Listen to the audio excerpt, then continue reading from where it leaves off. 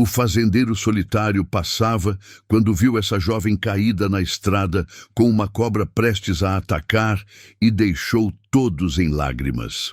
Você lembra de um tempo em que a vastidão da terra engolia o som de qualquer motor, onde o silêncio era interrompido apenas pelo canto seco das cigarras e o vento quente que chicoteava o rosto?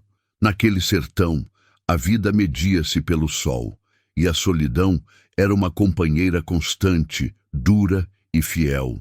Era ali, na fronteira do Mato Grosso com o desinteresse do mundo, que Elias vivia. Se você valoriza histórias de resiliência e fé, deixe o seu like agora, comente de qual cidade está assistindo para sabermos onde nossa história chegou e se inscreva para não perder o que vem a seguir.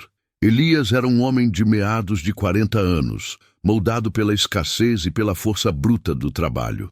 Seus olhos castanhos, geralmente semicerrados contra o brilho excessivo da planície, carregavam o peso de anos vivendo em companhia apenas do gado e das sombras. Sua fazenda Santo Antônio era mais um posto avançado de sobrevivência do que uma propriedade próspera, mas era dele, e isso bastava.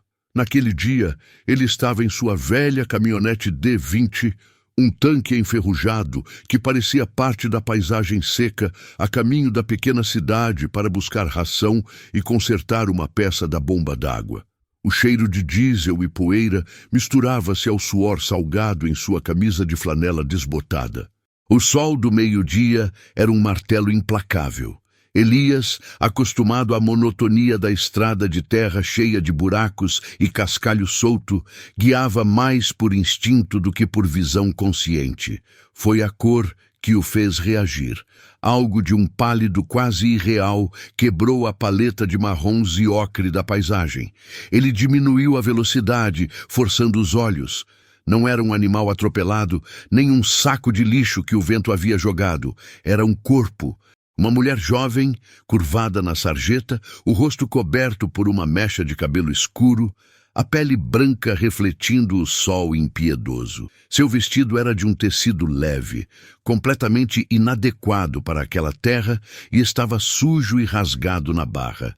Elias sentiu o primeiro toque de adrenalina, uma sensação que raramente experimentava em sua vida pacata. Mas o que paralisou seu sangue nas veias, o que transformou a preocupação em terror gélido, foi o movimento sutil, mas letal, ao lado da cabeça da jovem. Uma jararaca grande, escura como a sombra da morte, já estava em posição de ataque. O corpo enrolado como uma mola, pronto para disparar, a cabeça triangular erguida, os olhos frios fixos na testa da moça. O tempo, que já parecia arrastar-se naquelas horas quentes, parou completamente. Elias não pensou. A ação foi um reflexo puro, bruto, nascido de uma vida inteira de lidar com o perigo no campo. Ele pisou no freio bruscamente. O cascalho gritou, sob os pneus da D20, levantando uma nuvem espessa de poeira vermelha. Em um instante, ele estava fora da cabine, puxando o facão de mato, pesado e bem afiado, que mantinha preso ao lado do banco. Ele correu os poucos metros que o separavam do perigo, a terra quente queimando a sola de suas botas. O ris da cobra rasgou o silêncio, um som fino e cortante. O último aviso antes do bote. O corpo da jovem estava imóvel, talvez desmaiada, talvez em choque, completamente à mercê da predadora. A lâmina de aço desceu com a velocidade de um raio. Elias não mirou no bote, mirou no pescoço da serpente, na base do triângulo mortal. Não houve grito, apenas um som úmido e seco de carne e osso se partindo. O corpo da jararaca se contorceu violentamente, já em 2 pedaços, caindo na poeira quente, a ameaça neutralizada. Elias ofegava, o ar quente queimando seus pulmões. Ele guardou o facão instintivamente e se ajoelhou ao lado da jovem. O cheiro de terra molhada pelo suor e o odor metálico do sangue da cobra enchiam o ar. O silêncio retornou, mais pesado do que antes, sublinhado apenas pelos batimentos descompassados de seu próprio coração. Ele tocou o ombro dela, hesitando por um momento. Ela estava viva. Ele podia sentir o calor de sua pele. Você está ferida? Ele perguntou, sua voz rouca de nervosismo e esforço. O som pareceu alto demais, quase violento no silêncio recuperado. Ela estremeceu e lentamente abriu os olhos. Eram verdes, de um tom claro e incomum, e estavam assustados, carregados de uma dor que ia muito além do susto da cobra. Ela piscou, o olhar confuso fixando-se no rosto de Elias e depois na jararaca partida. Um suspiro fraco escapou de seus lábios rachados. Ela balbuciou algo ininteligível, um som que parecia mais uma súplica do que uma resposta. Elias avaliou a situação com a praticidade fria de quem vive no campo. Ela estava exausta, desidratada e provavelmente à beira de um colapso nervoso. Ele notou os sapatos de cidade, finos e inadequados para a caminhada, e a fragilidade de seu pulso exposto. Ela não era dali, não pertencia àquela estrada. Precisa sair daqui. Não pode ficar no sol, ele disse com urgência, apontando para a caminhonete. Onde estão seus pertences? Ela apontou, com um movimento quase imperceptível da mão, para uma mochila pequena, cinzenta, caída a alguns metros adiante. Elias pegou a mochila, que era estranhamente leve. Ao retornar, ele sabia que não conseguiria fazê-la caminhar até o veículo. Ela estava muito fraca. Com cuidado, ele passou o braço sob seus joelhos e o outro sob suas costas. Ele a pegou no colo. Ela era surpreendentemente leve, quase etérea. Seu corpo reagiu ao contato com um tremor, misturando repulsa e desespero. Ela era pequena, frágil, e o contraste entre sua pele macia e a aspereza do seu próprio corpo era gritante. Não, eu preciso ir, ela sussurrou, a voz fina como seda rasgada. Elias olhou para a estrada vazia, para o sol escaldante e para a ameaça morta na poeira. Ir para onde? Ele sabia que se a deixasse ali, ela morreria antes do anoitecer, vítima da desidratação ou de qualquer outro perigo que rondava o sertão. Você não vai a lugar nenhum sozinha nesse estado, ele disse, sua voz retornando ao tom firme de quem dá ordens. Eu sou Elias, moro na fazenda logo adiante. Vou cuidar de você. Ele a levou para a cabine da D20. O metal estava incrivelmente quente, e ele teve o cuidado de acomodá-la na sombra parcial do interior. O choque dela era evidente. Os olhos verdes estavam fixos em algum ponto invisível, e ela não parecia registrar totalmente a presença dele. O caminho de volta para Santo Antônio, geralmente uma rotina de 10 minutos, pareceu uma eternidade. Cada solavanco era um gemido contido da jovem. Elias sentia o peso dela, mas também o peso da responsabilidade inesperada. Sua vida, tão previsível em sua solitude, havia sido irrevogavelmente alterada pelo encontro na estrada. A fazenda Santo Antônio era simples. Uma casa de madeira rústica, mas bem cuidada, cercada por uma cerca de arame farpado e alguns pés de mangueira que ofereciam uma sombra escassa. O cheiro de poeira antiga e café forte, que sempre foi um conforto para Elias, deve ter sido estranho para ela. Ele a levou diretamente para o quarto de hóspedes, um cômodo pequeno e modesto que raramente via uso, a não ser quando o agrônomo vinha da cidade. Ele a depositou na cama, coberta por um lençol de algodão branco, limpo e engomado. Elias pegou um pano úmido e uma tigela de água fresca, voltando para limpar o rosto dela e umedecer seus lábios. Foi nesse momento de cuidado, quando a luz fraca da janela batia na pele de seu braço, que ele viu as marcas. Não eram arranhões de queda. Eram escuras, quase roxas, escondidas perto da dobra do cotovelo. Hematomas. Pareciam antigos, mas alguns eram recentes, quase como marcas de dedos. O estômago de Elias se apertou. Não foi só a cobra que a derrubou. Havia algo mais, algo humano e violento, por trás daquela fuga desesperada. Ele sentiu uma pontada de raiva fria, dirigida ao inimigo invisível que a havia obrigado a se arriscar na vastidão daquela estrada. Ele cobriu os braços dela, tentando ignorar o que tinha visto. Mas a imagem das marcas permaneceu em sua mente, transformando a compaixão em uma necessidade urgente de proteção. Ele sabia que precisava perguntar, mas não agora. Ela precisava de descanso e segurança. Elias acendeu o velho fogão a lenha na cozinha, a labareda fraca dando um calor acolhedor. Ele preparou um chá fraco de ervas calmantes e colocou uma sopa simples de mandioca para esquentar. Ele tinha que alimentá-la, mas a ideia de deixá-la sozinha, mesmo que por um minuto, o incomodava. Ele levou a tigela de chá para o quarto e tentou fazê-la beber. Ela resistiu, virando a cabeça. "Por favor, só um pouco", ele insistiu, sua voz carregada de gentileza. "É para acalmar." Ela finalmente cedeu, tomando alguns goles pequenos, os olhos semicerrados. Elias percebeu que por trás do medo havia uma inteligência aguda e uma beleza delicada, que o tempo e a dor não haviam conseguido apagar totalmente. Quando ela finalmente dormiu, um sono profundo, fruto do esgotamento e do alívio, Elias recuou, sentando-se na cadeira de balanço na varanda. A noite havia chegado, trazendo consigo o fresco do ar e o coro de sapos. A solidão de Elias sempre foi uma solidão confortável, de rotinas previsíveis e ausência de drama. Agora ele estava vigilante, tenso, observando a escuridão, como se o perigo pudesse emergir a qualquer momento.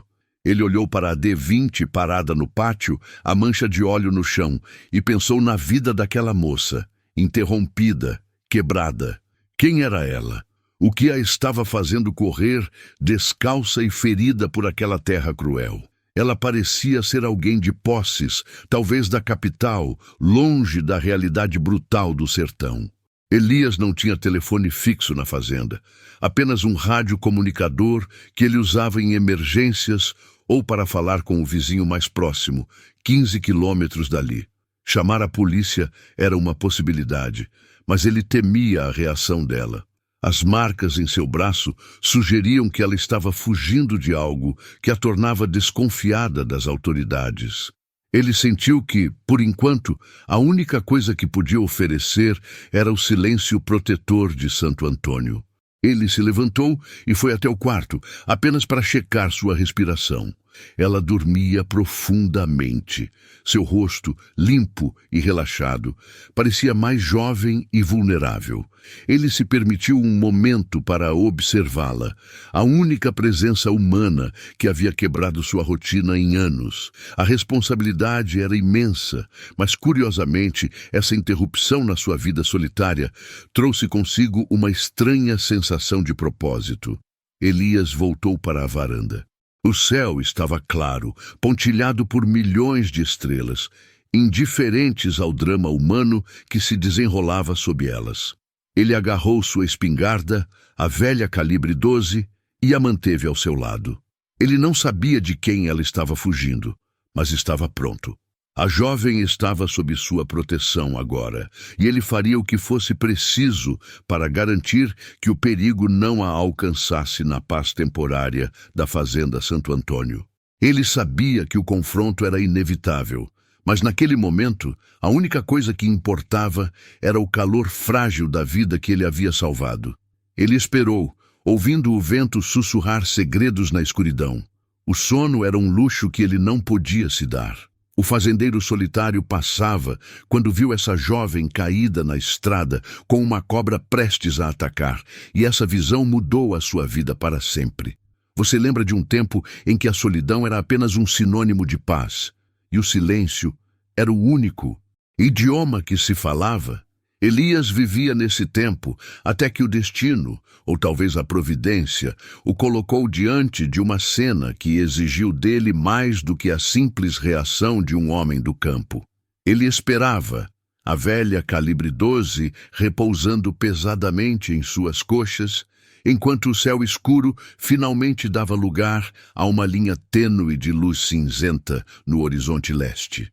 A responsabilidade que pesava em seus ombros era um fardo bem-vindo, pois afastava a morbidez de anos de isolamento. Se você está gostando de como a vida de Elias mudou, Deixe um like no vídeo, comente de qual cidade está acompanhando essa história e se inscreva no canal para não perder o desenrolar desse drama humano. O vento cessou, e o único som que rompia o silêncio era o canto hesitante de um ano preto que iniciava o dia. Elias não havia pregado o olho. A rigidez da noite grudava em seus músculos, mas a mente estava em estado de alerta. Ele pensou na jovem, na fragilidade de seu pulso, na história indizível que seus olhos cansados guardavam. Ele precisava de café, e ela precisava de algo para comer, algo leve, que não chocasse o estômago ainda em recuperação. A primeira coisa era a rotina. A rotina era sua âncora contra o caos externo. Ele se levantou devagar, os ossos estalando em protesto. Guardou a espingarda perto da porta da cozinha, ao alcance da mão, e começou o ritual matinal. O cheiro de café forte, amargo e terroso logo invadiu a casa, misturando-se ao aroma suave de mato úmido que entrava pelas frestas da janela. Ele fez um mingau ralo de fubá, aquecendo o leite fresco da ordenha da tarde anterior. Ele sabia que o confronto viria, mas antes eles precisavam de forças. Forças para o corpo e para a coragem. Lívia acordou com o cheiro. O nome veio a ele com a mesma certeza que o sol viria. Ela era Lívia, e o cheiro de café trouxe uma pontada de memória de um lar perdido, de um passado que ela havia tentado deixar para trás. Ela tentou se sentar, sentindo a dor latejar na testa. O curativo que Elias havia colocado estava apertado, mas firme. O colchão era simples, de palha e algodão, mas incrivelmente macio. O silêncio da fazenda profundo, quase opressor, mas acolhedor. Elias apareceu na soleira do quarto, segurando uma caneca de ferro esmaltado, fumegante. Ele era um homem grande, com mãos calejadas e fortes, mas seus movimentos eram surpreendentemente gentis e deliberados. Ele não falou, apenas indicou a caneca, esperando que ela a pegasse. Obrigada. A voz dela saiu rouca, um sussurro áspero que parecia deslocado naquele ambiente de paz forçada. Ele a deixou beber um pouco, e depois trouxe o mingau de fubá, dourado e cremoso. Ele sentou-se na velha cadeira de balanço no canto do quarto, mantendo uma distância respeitosa, mas vigilante. Você precisa comer, ele disse, a voz baixa e grave, quase um ronronar que vibrava no ar calmo. Ela comeu em pequenos goles, observando-o. Ele não parecia um salvador clássico. Parecia um carvalho centenário que havia testemunhado muitos invernos, esperando pacientemente a próxima tempestade. Eu sou Lívia, ela disse, após terminar a caneca. Ele acenou lentamente, os olhos fixos nela. Elias. Houve um longo silêncio, preenchido apenas pelo som distante de galinhas ciscando no terreiro e o cheiro forte de terra molhada pelo orvalho. O silêncio era dele, e agora ela era parte dele. Elias, eu preciso ir. Eu não posso ficar e... Ela hesitou, procurando as palavras certas para expressar a ameaça. E colocar a minha vida em risco? Ele completou, sem qualquer sarcasmo, apenas um reconhecimento frio e direto do fato. Você está ferida. Não vai a lugar nenhum até estar forte. E mesmo que estivesse forte, este não é o tipo de perigo que se resolve correndo sozinha. Ele se levantou e foi até a porta, mas parou antes de sair. Ele olhou para ela e a intensidade de seu olhar atravessou a cautela dela, desarmando-a. Quem a está caçando, Lívia? A pergunta foi direta, sem rodeios. Ela sentiu um arrepio frio percorrer sua espinha, apesar do calor da manhã que começava a invadir o quarto. A verdade era um veneno que poderia matar Elias se fosse revelado. A honestidade poderia ser mais perigosa do que a mentira.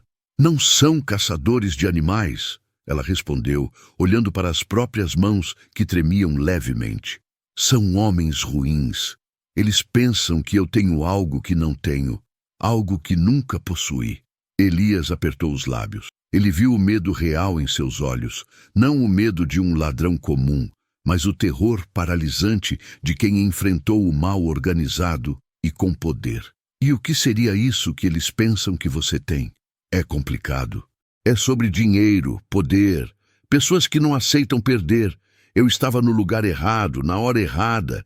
Eu vi algo que não devia, Elias. E agora eles acham que eu sou a chave para desvendarem a podridão que eles tentam esconder. Eles não vão parar até me silenciar. Ele não precisava de mais detalhes. A história era antiga como o próprio campo. Inocência confrontando a ganância e a corrupção. Ele voltou para a varanda, mas agora ele não esperava da ameaça. Ele se preparava para recebê-la. Ele pegou o kit de limpeza e passou a limpar a espingarda com um pano oleado. O cheiro metálico e suave de pólvora entrando em suas narinas. Um conforto familiar, quase meditativo. Lívia saiu do quarto cambaleando, apoiada na parede. Ela não podia deixá-lo sozinho nessa. A culpa a mordia. Elias, eles são implacáveis. São profissionais. Eles vão me encontrar. E quando o fizerem, não vão se importar com quem estiver no caminho. Você tem que me deixar ir. Implacáveis, você diz? Elias sorriu de novo. Um sorriso fino e amargo que não chegava aos olhos. Era a expressão de quem havia medido o limite da crueldade humana muitas vezes. Lívia, eu moro aqui há 40 anos. Eu sobrevivi a secas que mataram o gado inteiro. A grileiros armados que queriam tomar a terra da minha família e a uma solidão que teria enlouquecido muitos homens. Esta terra é mais implacável do que qualquer homem que se veste de terno e acha que manda no mundo. Eu me adaptei. Eu aprendi a lutar. E aqui, nesta fazenda, eles não têm o controle. Eles entram no meu território. Ele se concentrou na espingarda, o clique preciso do mecanismo sendo montado. Ele contou a história da fazenda Santo Antônio, não com palavras de glória, mas de resistência. De como a terra havia exigido tudo de sua família, mas em troca lhes deu uma força inabalável. Ele não falava sobre si mesmo, mas sobre a terra. E através da terra, ele falava de seu próprio caráter. Lívia ouvia, sentada na beirada da varanda, sentindo o sol quente curar a frieza de seu corpo e dissipar o medo mais agudo. Ela percebeu que a solidão de Elias não era autoimposta, era uma escolha de resistência, uma armadura contra o mundo podre que ela conhecia. A tensão, no entanto, pairava como o calor sufocante do meio-dia. Elias ensinou a ela o mapa da fazenda, os esconderijos naturais, os atalhos para o rio, onde a mata era mais densa, o celeiro velho que servia de posto de observação, não como um guia de fuga, mas como um mapa de defesa mútua. Ele a treinou com o olhar, mostrando-lhe como o silêncio era a primeira arma e como a sombra era o primeiro escudo. Ele enfatizava a importância de observar, de sentir o vento, de saber a hora em que os pássaros paravam de cantar. 2 dias se passaram nessa rotina estranha de recuperação e preparação. Lívia recuperava a força rapidamente, ajudando com as tarefas simples, o que mantinha sua mente ocupada. Elias recuperava um propósito que a rotina havia roubado. Eles compartilhavam refeições escassas, o silêncio quebrado apenas por perguntas práticas sobre táticas e sobrevivência. O vínculo era forjado não pela afeição, mas pela iminência do perigo e pela confiança mútua na luta. A mudança definitiva veio no 3º dia, uma manhã úmida e densa. Elias estava consertando uma cerca a cerca de 1 quilômetro da casa, na divisa sul, perto de uma curva pouco usada da estrada de terra que levava à cidade. Ele não viu os vestígios óbvios de pneus ou sapatos, mas algo mais sutil que só um homem da terra perceberia. Um galho quebrado de forma não natural para um animal, um rastro de lama que não pertencia ao solo argiloso da fazenda.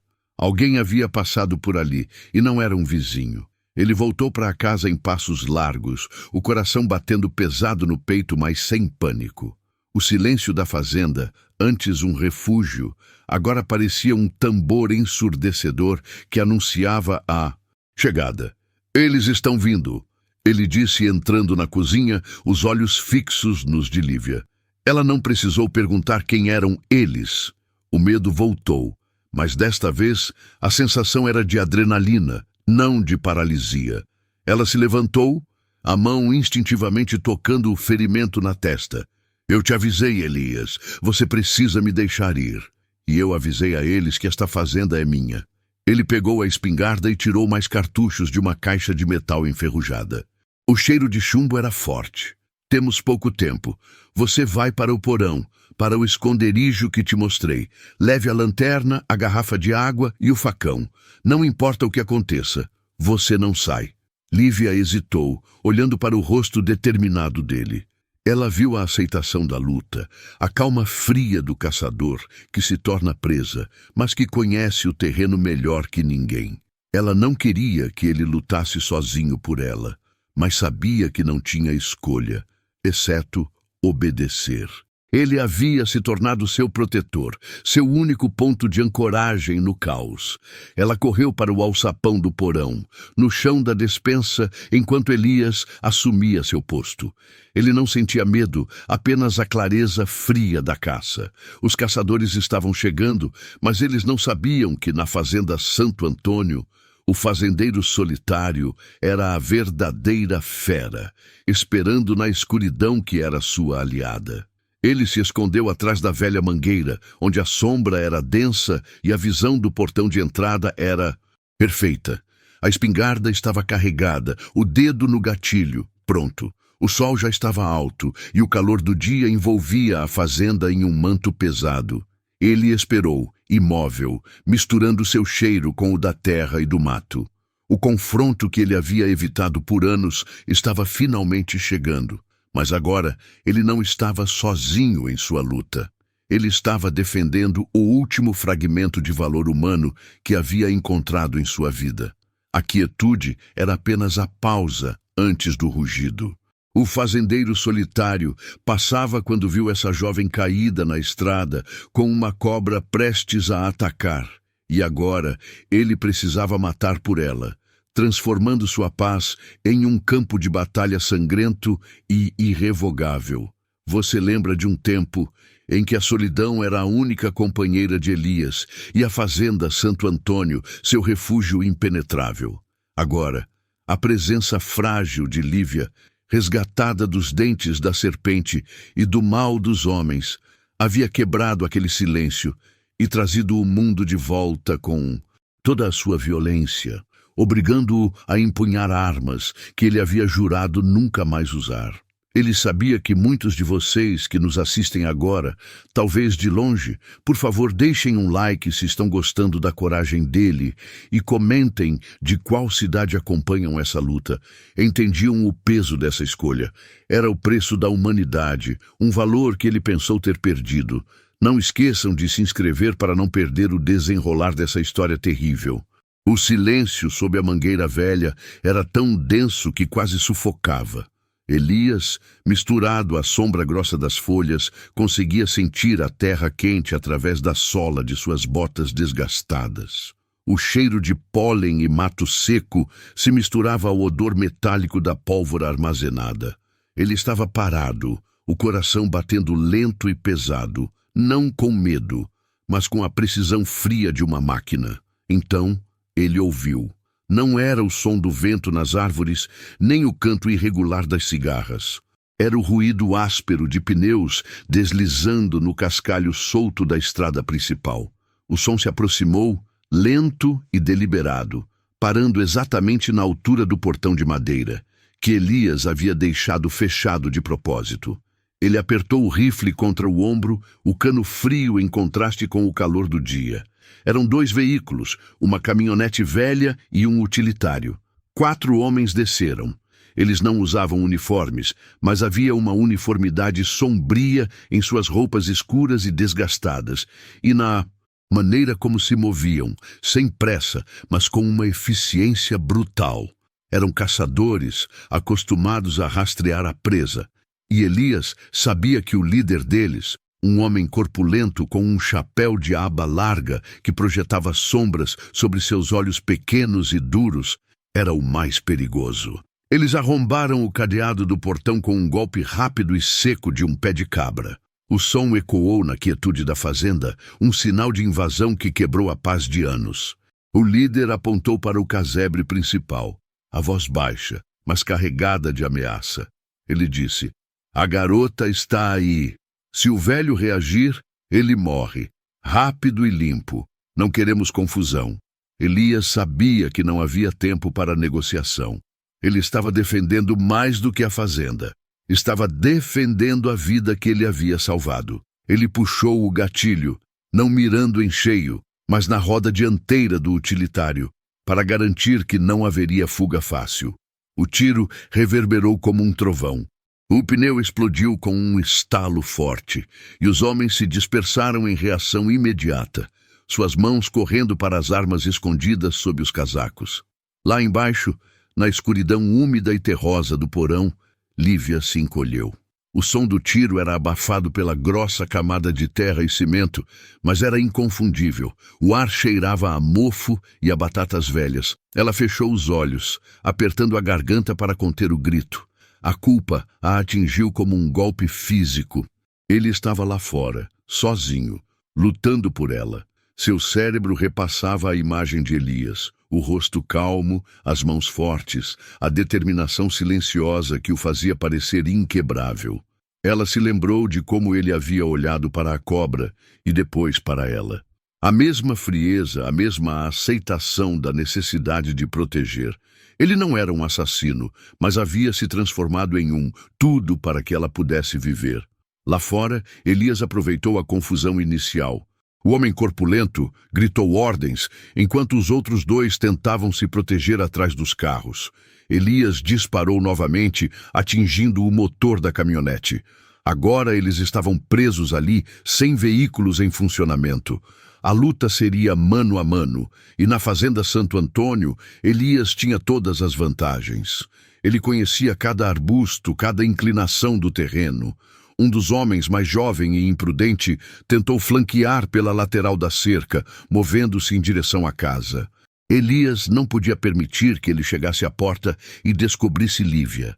Ele se moveu, não correndo, mas deslizando baixo, usando a sombra da cerca de bambu para se cobrir. Ele engatilhou novamente. O jovem estava quase lá, e Elias disparou, mirando na perna. O grito do homem ferido foi cortado abruptamente pelo impacto da queda.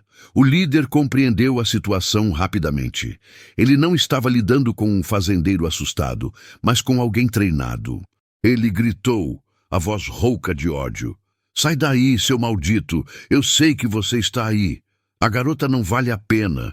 Elias respondeu com o silêncio da espera.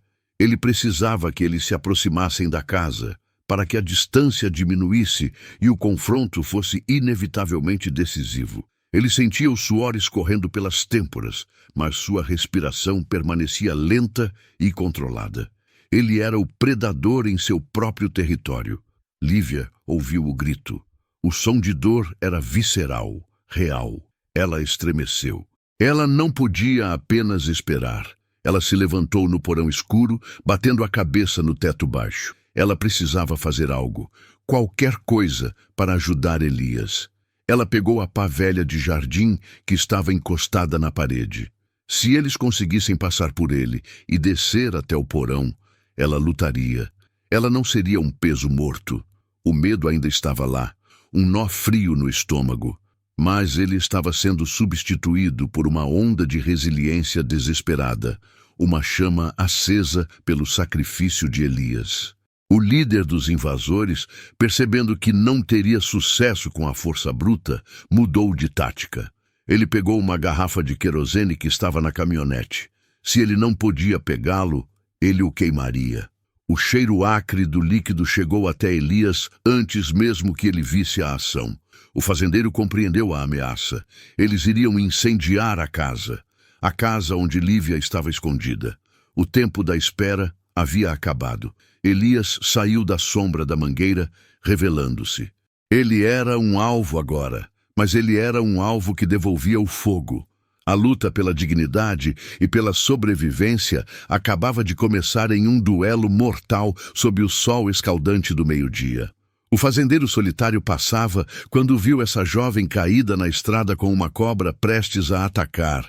E agora ele precisava lutar contra homens armados para proteger a vida que ele havia salvado, ciente de que cada decisão moldaria o futuro que eles mal haviam começado a desenhar. Você lembra de um tempo em que a bravura não era medida por armas, mas pela vontade inabalável de proteger o que era justo? A história de Elias e Lívia, de como suas vidas se cruzaram no instante mais perigoso, é uma prova disso. Se você valoriza histórias de resiliência e coragem, mostre seu apoio. Deixe o seu like agora, comente de qual cidade você está assistindo para sabermos até onde essa chama de esperança alcança e não se esqueça de se inscrever para acompanhar cada detalhe da jornada. Elias saiu da sombra, banhado pelo sol ofuscante. Sua silhueta alta era agora um alvo claro, um desafio explícito. O líder, cujo nome era Bruto, parou de derramar o querosene na varanda de madeira e virou-se, surpreso pela repentina aparição do fazendeiro. Bruto riu, um som rouco e seco que não tinha humor. Demorou, fazendeiro. Achei que você fosse mais covarde que isso. Elias não respondeu com palavras. Ele ergueu a espingarda de cano duplo que havia trazido consigo, uma peça antiga, mas bem mantida, que ele usava para caçar javalis. Não era uma arma de guerra, mas era o suficiente para impor respeito. O cheiro de terra quente e grama seca misturava-se ao odor forte e irritante do querosene que pingava do tambor. O primeiro tiro foi de aviso. Elias mirou o céu. E o estampido seco ecoou pela clareira com a força de um trovão. Os capangas que estavam vasculhando o celeiro correram para fora, assustados. Bruto parou de rir. Abaixem as armas e saiam da minha terra. A negociação acabou. Negociação? Não há negociação, velho. Isso aqui é nosso, gritou Bruto, largando o galão de querosene. Ele sacou um revólver pesado da cintura. Você só complicou as coisas. O segundo tiro de Elias não foi para o céu. Ele mirou o radiador da caminhonete abandonada dos invasores. O chumbo rasgou o metal com um som estrondoso e liberou uma nuvem de vapor e líquido quente. O veículo, o único meio de fuga rápida dos invasores, estava inutilizado. A tensão subiu instantaneamente, transformando o ar em algo denso e perigoso. Lívia, no porão, ouviu os tiros. O primeiro era assustador, o segundo era desesperador. Ela apertou a pá nas mãos. Ela sabia que Elias estava lutando. Ela podia sentir o tremor da terra com a movimentação violenta. O grito de fúria de Bruto chegou até ela, inarticulado e animal. Bruto e seus 2 capangas remanescentes avançaram. Eles não esperavam que o velho fazendeiro solitário tivesse tal ferocidade em seus olhos. Eles pensavam em intimidação. Elias pensava em sobrevivência. Bruto atirou primeiro. Elias instintivamente jogou-se para trás da mangueira robusta. A bala atingiu o tronco da árvore com um baque seco, soltando lascas. A dor aguda na lateral da coxa de Elias veio um instante depois. Ele não havia sido rápido o suficiente. Era um ferimento de raspão, mas quente e sangrando profusamente. Ele respirou fundo, sentindo o gosto metálico do esforço na boca. Ele tinha apenas mais um tiro. Ele precisava ser preciso e não podia desperdiçá-lo em assustar. Ele visou o ombro de Bruto, o líder, a fonte de toda a crueldade. Ele esperou o momento exato em que Bruto se moveu para flanquear a mangueira, revelando-se por um instante. Elias disparou. O impacto foi imediato. Bruto soltou um urro de dor misturado com raiva. O revólver escapou de seus dedos e caiu na grama queimada. O líder cambaleou para trás, segurando o braço inutilizado. Os 2 capangas, vendo o líder ferido e Elias ainda de pé, hesitaram. O medo começou a se infiltrar no grupo. Eles não eram assassinos frios, eram homens contratados para um trabalho fácil de intimidação e ocupação. Eu disse para saírem da minha terra. A voz de Elias estava carregada de dor, mas soava firme, como uma rocha rachada. Um dos capangas era mais jovem, assustado. Ele olhou para Bruto, que gemia no chão, e para a caminhonete destruída. Ele tomou sua decisão e correu. Correu pela estrada de terra, sem olhar para trás, disposto a se livrar daquele inferno. O outro capanga, mais velho e mais leal, ajudou Bruto a se levantar. Isso não acabou, fazendeiro. Você vai se arrepender disso. Ah, Bruto prometeu, a voz estrangulada de ódio. O sangue escorria entre seus dedos. O capanga arrastou Bruto para o mato longe dali. O som de passos apressados e galhos quebrando desapareceu lentamente, deixando para trás um silêncio pesado, preenchido apenas pela respiração ofegante de Elias e o zumbido distante das cigarras que pareciam ter voltado à vida. Elias soltou a espingarda, que caiu na terra fofa. O alívio momentâneo deu lugar à dor excruciante na perna e ao peso da exaustão. Ele apoiou-se no tronco da mangueira, sentindo a seiva fria contra sua testa suada. O porão se abriu. Lívia emergiu, suja, com o cabelo desalinhado, o rosto pálido e os olhos arregalados de terror e determinação. Ela segurava a pá de jardim com as duas mãos, pronta para atacar, mas parou ao ver Elias cambaleando e o sangue manchando sua calça de trabalho na altura da coxa. A raiva dela se dissolveu em um pânico frio. Ela largou a pá sem um ruído, correndo até ele. Elias, você está ferido, ela exclamou, a voz fina. É só um arranhão. Ele tentou minimizar, mas seu rosto branco e a forma como ele tremia desmentiam a bravata. Lívia o ignorou.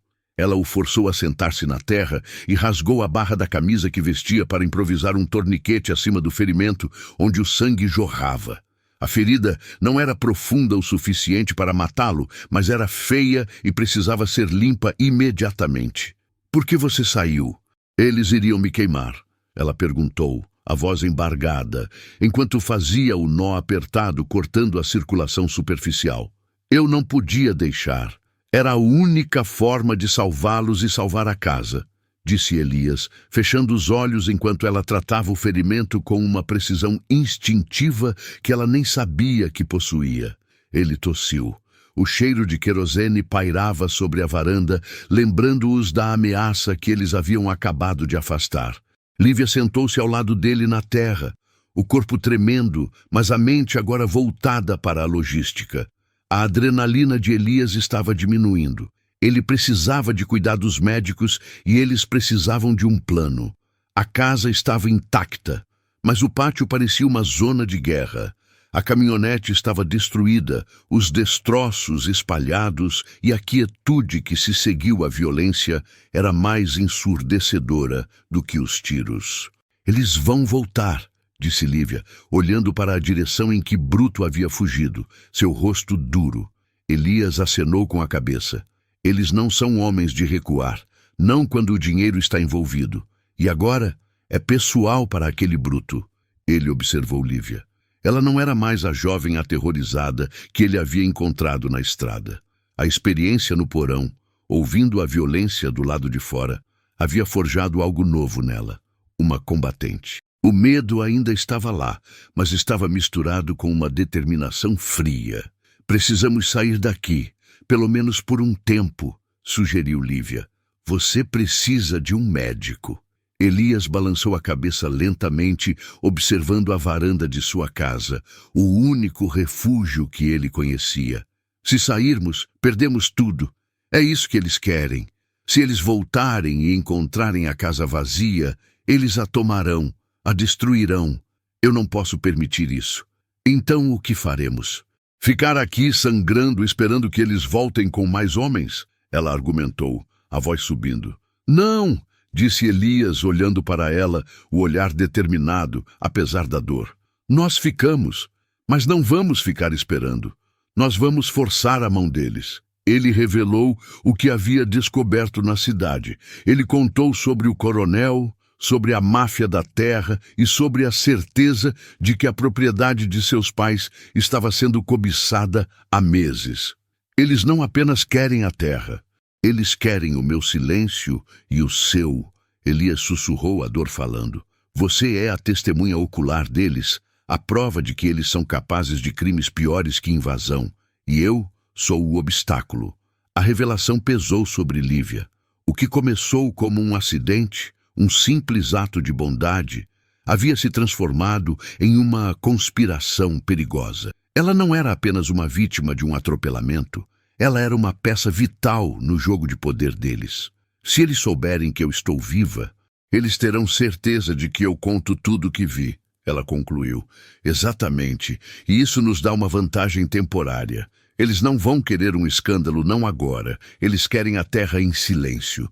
Elias apoiou-se em Lívia e, com dificuldade, eles entraram na casa. O interior cheirava a poeira e ao cheiro doce e suave das ervas secas. Lívia o ajudou a subir as escadas. Cada degrau um tormento para ele. Eles foram para o banheiro. Lívia limpou o ferimento com água quente e sabão, uma tarefa dolorosa, mas necessária. Ela usou ataduras velhas que encontrou no armário. Enquanto cuidava dele, a intimidade forçada pela crise reforçava o laço entre eles. Ela viu as linhas profundas no rosto de Elias, o cansaço que a solidão havia esculpido. Ele viu a força calma e inabalável que Lívia havia adquirido em poucas semanas. Eu não sou médica, Elias. Isso não vai sarar direito sem tratamento, ela murmurou, terminando o curativo de forma rudimentar, mas eficaz. Vai ter que servir, ele respondeu.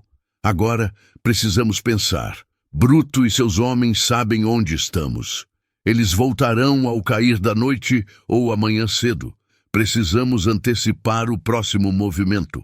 A noite caiu rapidamente sobre o sertão, trazendo consigo um frio inesperado e a escuridão absoluta. Eles sentaram-se na cozinha, à luz fraca de um lampião. As sombras dançavam pelas paredes. Lívia preparou um chá forte e curativo, usando ervas colhidas na horta. Elias falava sobre a fazenda, sobre as memórias de seus pais, sobre o valor daquela terra, não apenas em termos monetários, mas em dignidade. Ele era o último guardião de um legado. Eu pensei em desistir tantas vezes antes de você chegar.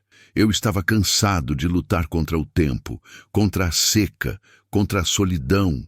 Eu estava pronto para vender e ir embora. Elias confessou a voz baixa. Mas quando eu vi você lá, caída, e depois esses homens vindo atrás de nós, eu percebi que a minha luta não era só pela terra. É pela justiça, é pelo direito de viver em paz. Lívia o ouviu, sentindo a profundidade de sua dor e a honestidade de sua alma. Nós não podemos vencer um exército de homens armados, Elias. Nós somos apenas 2, e eles têm o coronel. Não precisamos vencer uma guerra, Lívia. Precisamos ganhar tempo e ir até a raiz do problema. O coronel deve ter registros, deve haver algo que comprove as ações deles. A decisão foi tomada em meio à fumaça do chá e ao cheiro de sangue seco. Eles não iriam correr. Eles iriam usar o tempo que compraram com a luta da tarde para arquitetar uma estratégia. Se formos até a cidade e expusermos Bruto, o coronel terá que se mexer, e ele não se moverá de forma legal, argumentou Lívia. Precisamos de provas irrefutáveis. Elias ponderou. Eles precisavam de algo que ligasse Bruto diretamente ao coronel e às ordens de invasão, e crucialmente que provasse que o atropelamento e a tentativa de assassinato de Lívia faziam parte do plano. A caminhonete. Eles a deixaram para trás. Talvez haja algo dentro dela. A ideia era arriscada.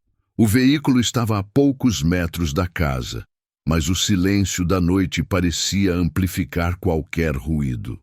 Se Bruto ou seus homens estivessem observando de longe, qualquer movimento seria notado. Eu vou, disse Lívia, levantando-se. Você mal consegue andar. Eu sou mais rápida e menos visível.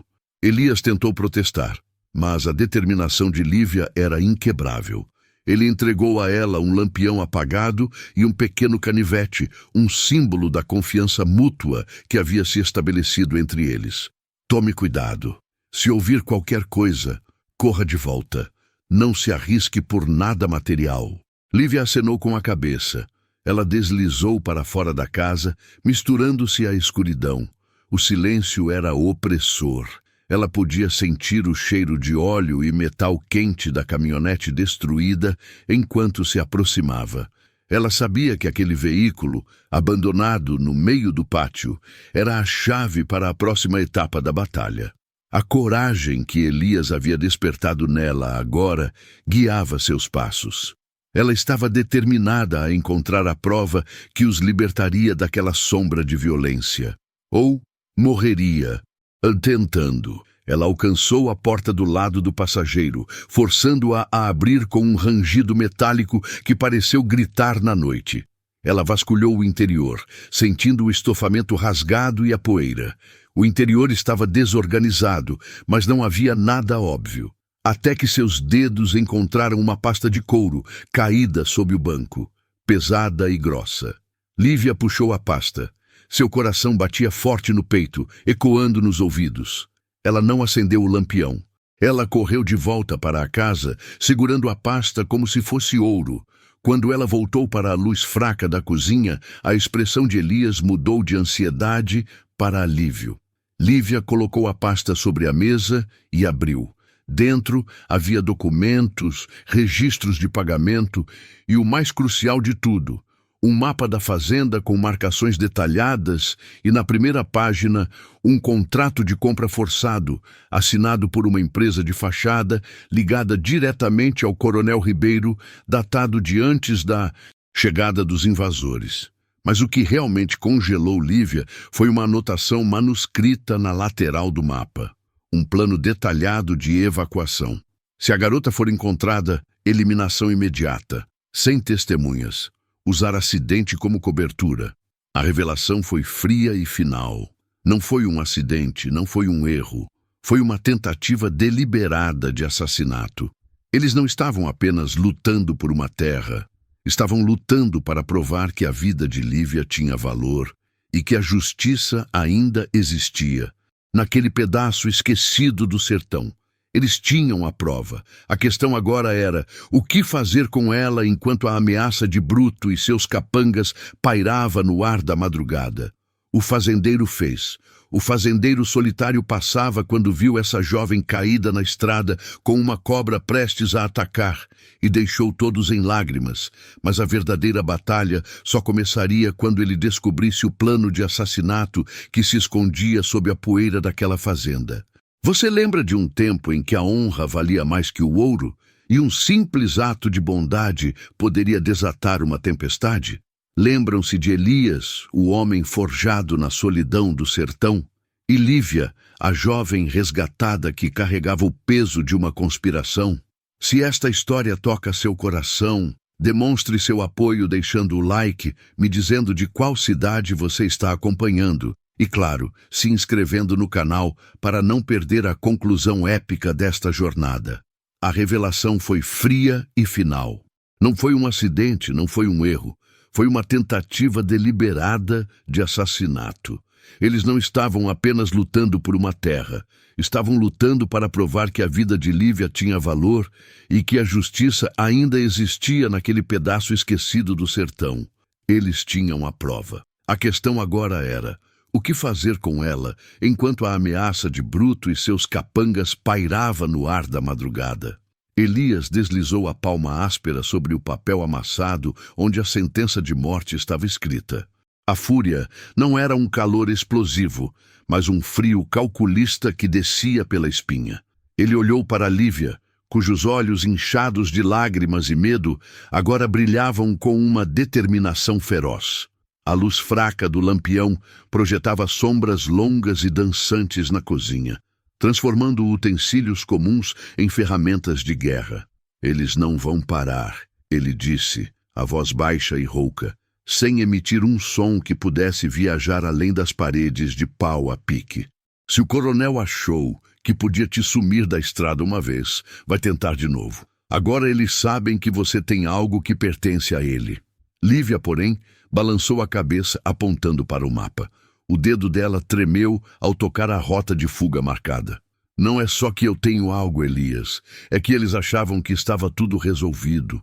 Essa anotação, acidente como cobertura, isso não é só um plano. É uma confissão.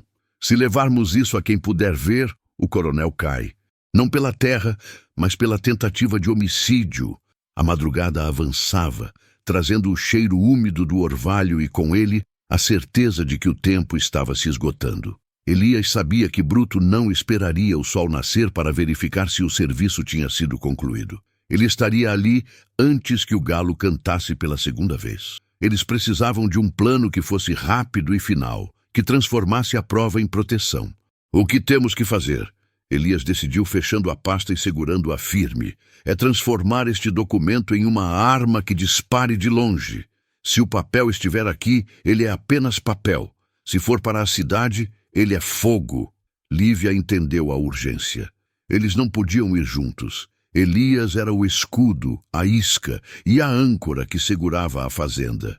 Lívia era a mensageira, a única que, se conseguisse escapar, poderia garantir que a justiça fosse servida. Mas, para isso, ela precisava de tempo. Use o mapa. Elias instruiu, desdobrando-o novamente. Ele indicou uma trilha fina, mal marcada, que serpenteava para fora dos limites da fazenda Aurora, levando a um caminho de carroças que passava perto da pequena cidade vizinha. Essa é a rota de evacuação deles.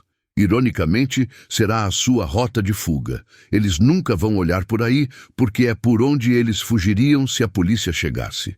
Ele pegou uma pequena navalha de bolso e cortou cuidadosamente a parte do mapa com a anotação e o contrato de compra forçado.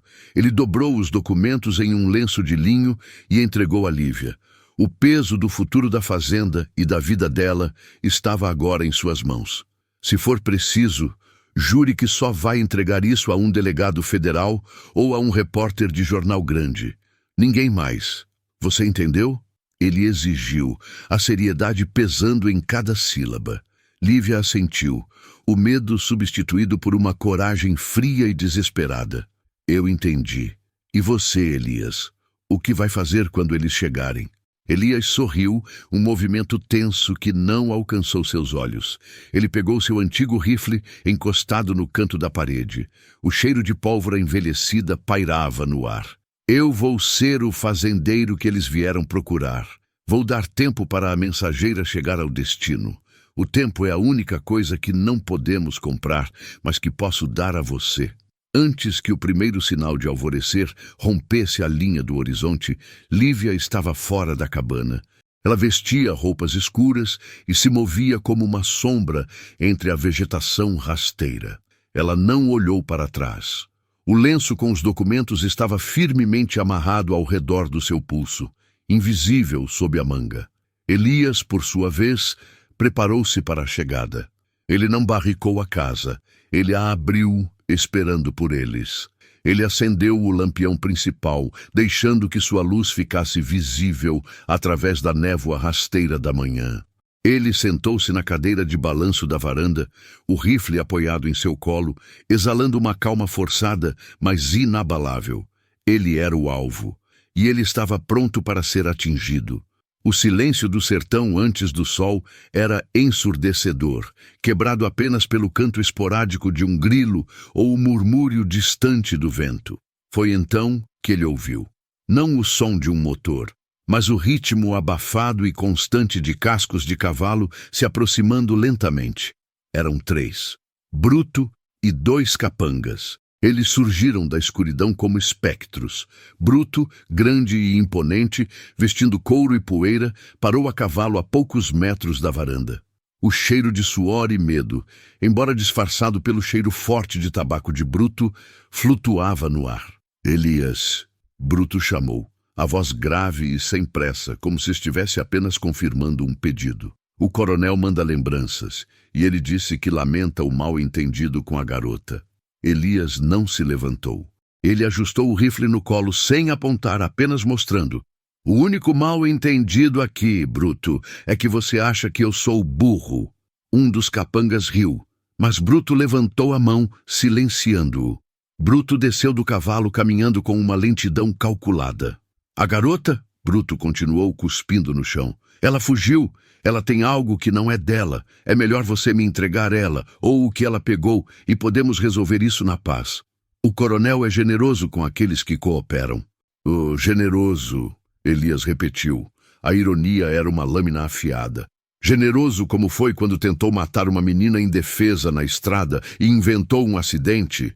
Você tem a memória curta, Bruto. Ou talvez você só seja pago para não pensar. O rosto de Bruto contraiu-se. Ele esperava resistência, mas não conhecimento. A calma de Elias era perturbadora. Bruto deu mais um passo. Você não sabe do que está falando. Onde está a garota? Longe, Elias respondeu. E aquele foi o gatilho. E ela levou o recibo da sua alma, Bruto. O mapa, a confissão, está a caminho da capital agora mesmo. Se você me tocar, ou se tocar nessa propriedade, o coronel Ribeiro vai cair por homicídio planejado antes do pôr do sol. O blefe era arriscado, mas funcionou. O movimento de Bruto parou. Ele sabia que o coronel era paranoico com a papelada e que havia detalhes que ele, o executor, nunca via. A menção do mapa e da confissão atingiu seu ponto fraco, o medo de ser pego na teia de seu patrão. Você está mentindo. É só um fazendeiro velho e doente. Bruto sibilou, mas seus olhos estavam fixos na escuridão da trilha, e não em Elias. Ele estava ponderando se Lívia realmente havia escapado. Elias sorriu, um sorriso real desta vez, alimentado pela adrenalina e pela visão de Bruto hesitando. Talvez. Mas você vai arriscar? Se eu sumir, o único que pode provar que o coronel queria me tirar daqui é a garota que você pensou ter matado. E ela tem o nome dele, a letra dele, o plano dele. Ela sabe que se eu morrer, a próxima é ela. Você acha que ela vai ficar em silêncio? A tensão era palpável. O sol começava a desenhar linhas pálidas no céu. Bruto precisava de uma decisão rápida. Se a garota estivesse realmente a caminho da cidade com a prova, cada segundo que ele perdia brigando com Elias era um risco para o coronel. "Peguem ele!" Bruto gritou, mas a ordem carecia de convicção. Era um ato desesperado para recuperar o controle. Os dois capangas avançaram. Elias não atirou. Ele usou a única coisa que ele tinha, o conhecimento do seu terreno.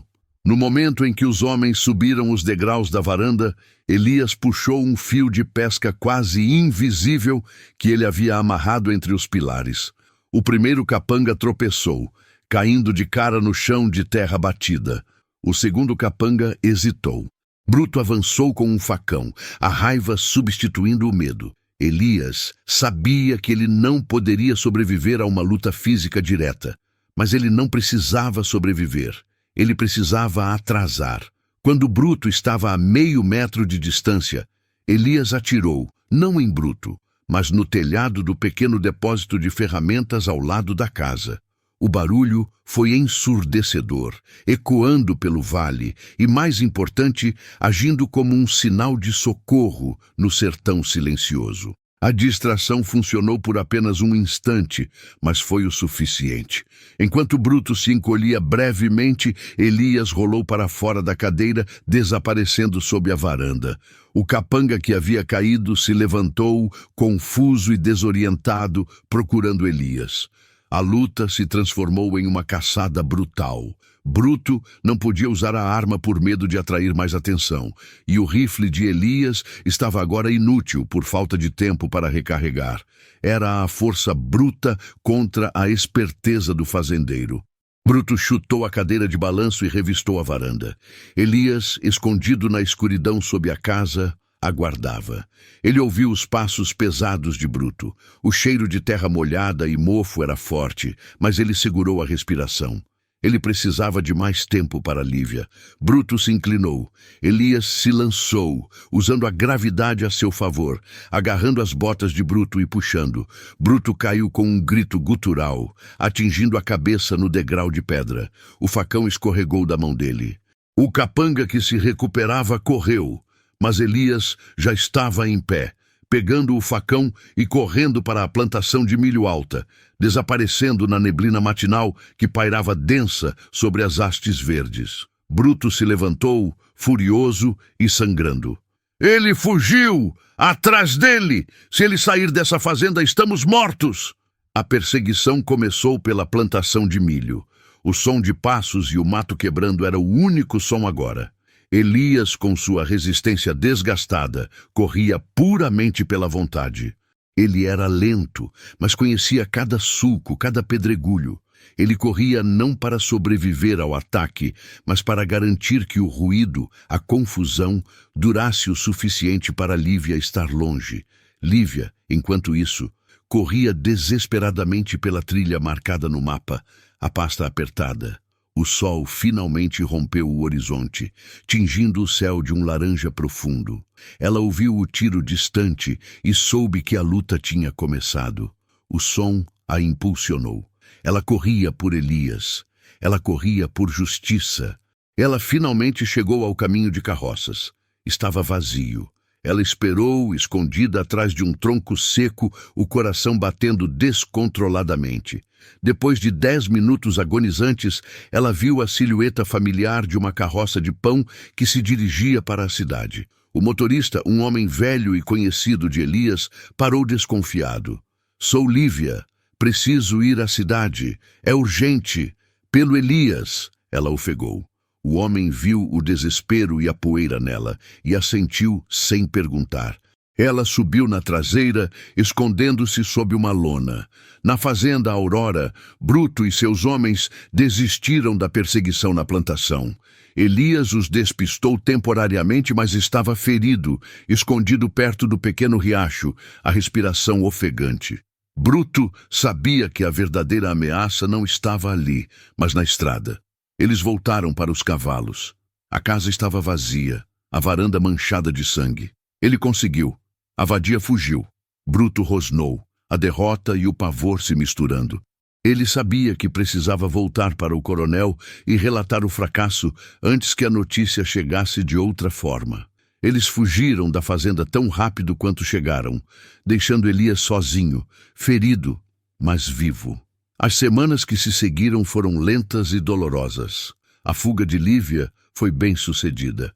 Ela encontrou não apenas a delegacia, mas conseguiu entrar em contato com um jornalista investigativo da capital que estava ansioso por uma história que desvendasse as teias de poder do Lidozond. Coronel Ribeiro. O contrato forçado, a anotação manuscrita sobre a eliminação e o relato de Lívia sobre o acidente na estrada eram inegáveis. A Fazenda Aurora se tornou o epicentro de uma investigação federal. Elias, gravemente ferido na luta, mas tratado por um médico de uma cidade vizinha, trazido pelo motorista da carroça de pão, sobreviveu. Ele se recuperou lentamente. A solidão que antes o definia agora estava preenchida pela expectativa. Quando Lívia retornou, não era mais a jovem assustada resgatada na estrada. Ela era uma testemunha-chave, uma sobrevivente. O coronel Ribeiro foi preso sob acusação de fraude e tentativa de homicídio. Bruto e seus capangas desapareceram, caçados pelas autoridades, e suas terras foram bloqueadas judicialmente. O fazendeiro solitário e a jovem caçada reconstruíram a vida. O silêncio da Fazenda Aurora não era mais o silêncio do isolamento, mas da paz. Eles tinham vencido, não com força militar, mas com a coragem da verdade e a resiliência forjada na necessidade. Elias ensinava Lívia a manejar a fazenda, e Lívia trouxe de volta a ele a alegria simples de ter alguém para compartilhar a ceia e o silêncio da noite. A justiça, embora tardia e cara, foi alcançada. Elias não era mais apenas o fazendeiro solitário. Ele era o guardião da verdade. E Lívia, a prova viva de que a dignidade humana, mesmo no sertão mais esquecido, sempre prevalece sobre a ganância. Se você se emocionou com a jornada de Elias e Lívia, se acredita no poder da resiliência e na busca incessante pela justiça, deixe o seu like neste vídeo. Compartilhe esta história com amigos e familiares que precisam de uma mensagem de esperança. E se você não quer perder as próximas narrativas épicas que traremos, inscreva-se agora mesmo no canal. A vida é feita de lutas e de recomeços, e a história do fazendeiro e da garota é a prova de que, mesmo na maior escuridão, a verdade Sempre encontra um caminho para a luz. Qual lição você tira desta incrível história? Deixe seu comentário. A gente se vê na próxima história.